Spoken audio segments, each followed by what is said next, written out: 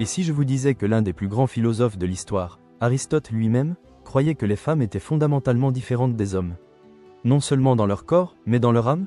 Et si des siècles de recherches oubliées, d'études enterrées et de vérités étouffées par l'histoire confirmaient cette vision? Des vérités si dérangeantes, si controversées, que certaines universités préféreraient brûler ces écrits plutôt que vous laisser les entendre. Dans cette vidéo, vous allez découvrir les 5 vérités les plus brutales sur le caractère féminin, des vérités que la société moderne refuse d'affronter. Mais attention, ceci n'est pas un manifeste de haine. C'est une quête de compréhension, une plongée dans la sagesse antique, débarrassée des filtres idéologiques, pour révéler une réalité que peu osent regarder en face. Car une fois que vous aurez vu le portrait cru, sans phare, du féminin à travers les yeux des anciens, vous ne percevrez jamais le monde de la même manière. Aristote n'était pas un homme à mâcher ses mots. En politique comme en philosophie, il affirmait que les hommes sont guidés par le logo, la raison, tandis que les femmes suivent le pathos, l'émotion. Ce n'était pas une insulte, c'était une observation, et aujourd'hui, la science moderne semble lui donner raison. Une étude publiée en 2012 dans les Proceedings of the National Academy of Sciences révèle que le cerveau féminin présente des connexions plus fortes entre l'amygdale, centre des émotions, et le cortex préfrontal, siège de la prise de décision. Traduction: les émotions ne sont pas seulement ressenties plus intensément chez les femmes. Elles influencent aussi leurs choix. Mais pour comprendre l'impact réel de cette dynamique, il faut plonger dans l'histoire. Dans les récits d'Hérodote, la reine perse Atossa, prise d'un accès de jalousie, aurait poussé son époux, le roi Darius, à envahir la Grèce, simplement parce qu'une esclave grecque vantait son pays natal. Résultat, des millions de morts, des empires renversés, tout cela à cause d'un ego blessé. Aujourd'hui encore, les conséquences de décisions émotionnelles résonnent dans nos sociétés. Combien d'hommes ont vu leur vie basculer, ruinée, marginalisée, emprisonnée, parce qu'un moment d'émotion a redéfini la réalité? Les tribunaux en sont remplis. Ce n'est pas une théorie, c'est du droit. Dans la Rome antique, la lex oppia limitait l'accès des femmes à l'or et au luxe. Les législateurs savaient, un pouvoir émotionnel sans contrôle peut affaiblir une civilisation entière. Regardez les taux de divorce, les litiges familiaux, l'explosion des plaintes pour préjudice émotionnel. Aristote l'a vu il y a 2400 ans, et vous le vivez aujourd'hui. Mais voici le retournement, ce n'est pas une faiblesse, c'est une arme, car l'émotion féminine suit des cycles, des schémas, des motifs de tendresse, de ressentiment, de manipulation, qui se répètent depuis les premières cités. L'homme qui comprend ces motifs ne combat pas la nature féminine, il la dirige, mais l'émotion n'est que la surface. Derrière elle se cache une force plus obscure, plus profonde, ce qu'Aristote appelait le mobile de l'ombre derrière chaque action féminine. Et maintenant, nous plongeons dans cet instinct primitif, inscrit dans la biologie, et qui façonne déjà votre vie sans que vous le sachiez. Aristote n'a pas simplement observé que les femmes étaient guidées par l'émotion. Il a perçu quelque chose de bien plus troublant. Sous chaque geste féminin, derrière chaque sourire, chaque silence, il discernait un instinct primitif, implacable, capable de façonner le destin des empires. Il l'appelait le regard vers le haut, cette pulsion innée qui pousse la femme à chercher un homme de statut supérieur. Aujourd'hui, on nomme cela l'hypergamie. Et ce n'est pas un choix. C'est une programmation biologique. Pour comprendre sa puissance, il faut revenir au XVIIIe siècle. Madame de Pompadour, maîtresse officielle du roi Louis XV, n'était pas noble de naissance. Issue de la bourgeoisie, elle gravit les échelons, séduisant, manipulant, éliminant. Elle fit exiler, emprisonner, parfois même exécuter ceux qui menaçaient sa position. Et lorsque sa beauté s'évanouit, elle ne perdit pas son pouvoir. Elle s'adapta, elle devint conseillère politique du roi, prolongeant son influence bien au-delà de sa jeunesse. Voilà l'hypergamie dans sa forme la plus pure, une ascension méthodique, calculée, où chaque homme devient un marchepied vers un sommet inaccessible. Aujourd'hui, la science confirme ce que les anciens soupçonnaient. Une étude de 2016 publiée dans Science Advances a analysé des millions de messages sur des applications de rencontres.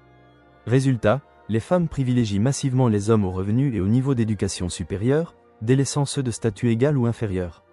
Plus encore, une étude de l'Université du Michigan en 2018 révèle que les femmes sont plus enclines à divorcer si leur conjoint perd son emploi. Non pas par manque d'amour, mais parce que leur instinct interprète cette chute comme un échec biologique. Ce n'est pas de la cruauté, c'est de l'instinct. Aristote l'a vu, l'histoire l'a confirmé. Et si vous avez déjà senti une distance soudaine après un revers professionnel? Vous l'avez vécu, mais l'hypergamie ne se limite pas à l'argent ou au prestige. Elle concerne les options. Dans la Sparte antique, les femmes abandonnaient les époux revenus sans gloire. Le guerrier blessé, ignoré. Le héros tombé, pleuré, puis remplacé. Car la loyauté féminine ne s'attache pas à l'homme, mais à la meilleure version de lui-même. Et si vous stagnez, si vous fléchissez, si vous cessez de grimper, elle regardera ailleurs. C'est pourquoi le moment le plus dangereux dans la vie d'un homme n'est pas l'échec. C'est la complaisance, le jour où vous pensez « elle m'aime pour ce que je suis » et le jour où vous avez déjà perdu. L'histoire est jonchée de cadavres d'hommes qui ont cru le contraire. Prenez l'empereur romain Claude, brillant, puissant, mais naïf. Tandis qu'il gouvernait, sa femme Messaline organisait des orgies, complotait son assassinat et vendait son corps aux plus offrants. Pourquoi? Parce que Claude, malgré son pouvoir, était devenu prévisible. Et pour un esprit hypergame, un homme prévisible est un homme déjà mort. Alors, quelle est la solution? Faut-il combattre la nature féminine? Non, le sage la comprend. Il sait que le respect d'une femme ne se reçoit pas. Il se mérite, chaque jour, par l'excellence, par l'élévation constante. Les Grecs appelaient cela l'arrêté, la vertu suprême, l'excellence dans tous les domaines. L'homme qui incarne l'arrêté ne craint pas l'hypergamie. Il la domine, il devient la montagne qu'elle ne pourra jamais gravir, le prix qu'elle ne pourra jamais posséder entièrement. Et dans cette tension, dans cette quête éternelle, naît la seule forme de loyauté qu'une femme puisse offrir. Mais l'hypergamie n'est que la moitié du combat, car les femmes ne cherchent pas seulement l'homme le plus haut placé. Elles le mettent à l'épreuve, de manière subtile, brutale, invisible. Et la plupart des hommes échouent, sans même savoir qu'ils étaient jugés. La prochaine vérité dévoilera la guerre secrète que chaque homme mène et perd. Il existe une guerre silencieuse, pas menée par des épées ou des fusils, mais par des regards, des silences calculés, des intonations chargées de sens. Aristote l'appelait le procès du juge invisible, cette série d'épreuves subconscientes que les femmes imposent pour savoir si un homme mérite vraiment leur respect. La plupart des hommes ne les voient jamais venir, mais chaque test échoué érode lentement l'attraction, jusqu'au jour où elle vous regarde et ne ressent plus rien. Et vous ne saurez même pas pourquoi. Prenez l'histoire d'Ulysse. Ce roi grec légendaire a combattu pendant 10 ans à Troie, puis erré 10 autres années pour rentrer chez lui. Et pourtant, lorsqu'il arrive enfin à Ithaque, il ne court pas dans les bras de Pénélope. Pourquoi? Parce qu'il sait qu'elle va le tester. Et elle le fait. Elle prétend ne pas le reconnaître. Elle laisse les prétendants le ridiculiser. Elle observe. Elle attend qu'il flanche. Mais Ulysse reste impassible. Il bande son arc mythique. Il tue chaque homme qui a souillé sa maison. Alors seulement, Pénélope l'embrasse. Ce n'était pas de la cruauté. C'était de la survie. Une femme doit savoir que son homme ne peut pas être brisé. Car s'il l'est, il ne peut pas la protéger. Aujourd'hui encore, cette dynamique persiste. Une étude de 2017 publiée dans Social Psychological and Personality Science révèle que les femmes sont bien plus enclines que les hommes à initier des tests de stress dans les relations, disputes, distance, flirt stratégique. Tout cela pour évaluer la réaction de l'homme. Les chercheurs appellent cela la vérification d'engagement. Mais les hommes qui ignorent cette logique y voient des signaux contradictoires ou du drama. Et lorsqu'il échoue, qu'il supplie, qu'il s'énerve, qu'il s'effondre, l'attraction disparaît. Non pas parce qu'elle est cruelle, mais parce que son instinct hurle, il est faible. L'histoire est remplie d'hommes qui ont échoué à ces épreuves. Prenez le tsar Nicolas II, dernier empereur de Russie. Quand la révolution éclate, sa femme Alexandra le pousse à gouverner d'une main de fer. Mais Nicolas hésite, il vacille, il supplie ses ennemis. Et que note Alexandra dans son journal? Il est trop doux, ils vont le dévorer. Elle avait raison. Quelques mois plus tard, toute la famille Romanov est exécutée dans une cave. Le mépris féminin pour la faiblesse n'est pas superficiel. Il est primal, car dans son esprit, un homme incapable de tenir bon la condamne. Mais voici le retournement. Ces tests ne sont pas vos ennemis, ce sont vos terrains d'entraînement. Chaque défi qu'elle vous lance, ce froid soudain, ce commentaire piquant, ce « ça va » quand elle ne va clairement pas, est une opportunité de prouver votre solidité. L'homme qui reste calme, qui répond avec autorité tranquille, ne fait pas que réussir le test. Il reprogramme son attraction. Les Spartiates l'avaient compris. Avant le mariage, une femme spartiate se rasait la tête et s'habillait en homme. Son époux devait voir au-delà de la beauté et affirmer sa dominance. S'il échouait, le mariage était annulé. Cruel? Peut-être, mais la Sparte antique n'a pas sombré dans l'infidélité ou le divorce. Leurs unions duraient, parce que leurs hommes méritaient le respect. Alors, quelle est la solution? Devenir un tyran? Un mur de pierre? Non, devenir inébranlable, maîtriser l'art de l'indifférence amusée. Cette confiance silencieuse qui dit « tes tests ne m'effraient pas ». Car le jour où une femme comprend qu'elle ne peut pas vous ébranler, elle cesse d'essayer, et dans cet espace, naît le respect véritable. Mais réussir ces épreuves n'est que le début. Et si je vous disais que les femmes veulent se soumettre, mais uniquement à un homme qui comprend la seule force plus puissante que la force elle-même? La prochaine vérité dévoilera la psychologie obscure de l'abandon féminin, et pourquoi la plupart des hommes ne parviennent jamais à l'activer. Il y a un moment dans la vie d'un homme où la vérité ne se révèle pas par les livres, mais par l'expérience brute. Tu le sens dans le changement de ton quand elle te parle, dans la tension de son corps quand tu poses une limite, dans ses tests, non pas pour te détruire, mais pour être dominé par toi. Aristote appelait cela le paradoxe du désir féminin. Les femmes méprisent la faiblesse, mais rejettent la brutalité. Ce qu'elle désire profondément, c'est une force maîtrisée, une domination exercée par un homme qui s'est d'abord conquis lui-même. L'histoire murmure cette vérité dans les coulisses du pouvoir. Regarde Jules César. Lorsqu'il arrive en Égypte, il ne supplie pas Cléopâtre. Il commande, et quand elle résiste, il brûle sa flotte. Mais elle ne le hait pas. Elle l'admire, au point de se faire rouler dans un tapis pour se livrer à lui, une soumission volontaire, offerte à un homme qui ne plie devant personne. La science moderne confirme cette dynamique. Une étude de 2016 montre que les femmes trouvent les hommes dominants plus attirants. Mais seulement si cette dominance est accompagnée de maîtrise émotionnelle. Les chercheurs appellent cela le paradoxe alpha.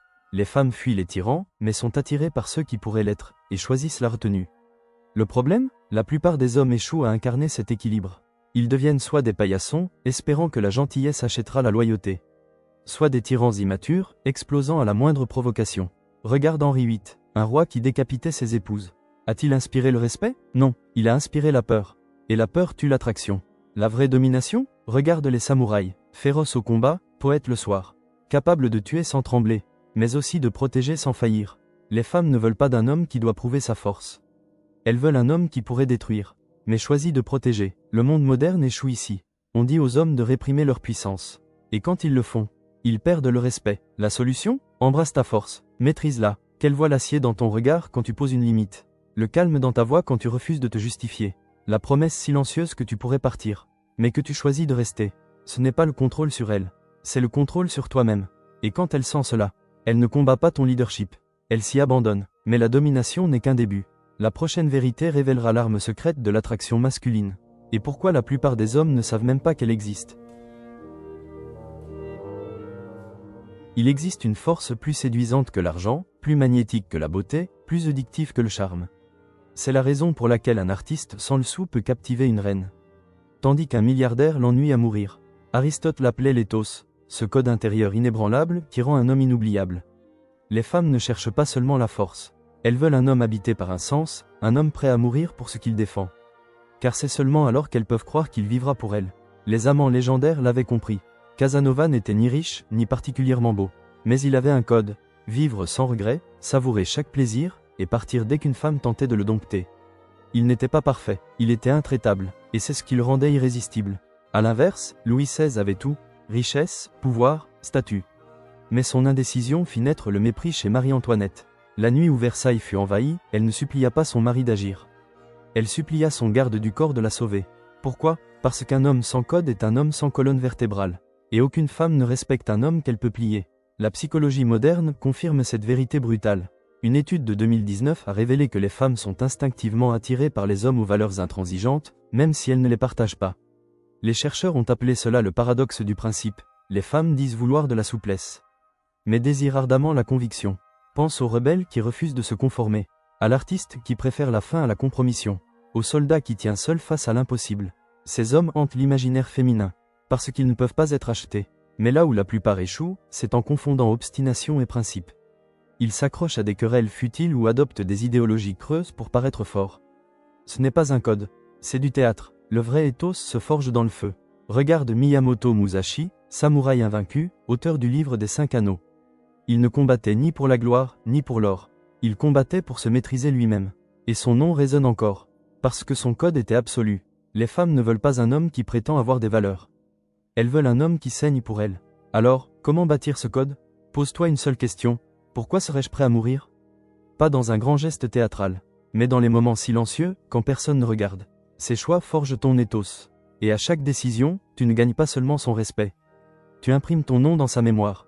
Car voici le secret que peu avouent, les femmes ne tombent pas amoureuses des hommes. Elles tombent amoureuses des légendes. Soit cette légende, ou soit oubliée. Tu sais quoi faire maintenant? Tape légende en commentaire si tu es d'accord.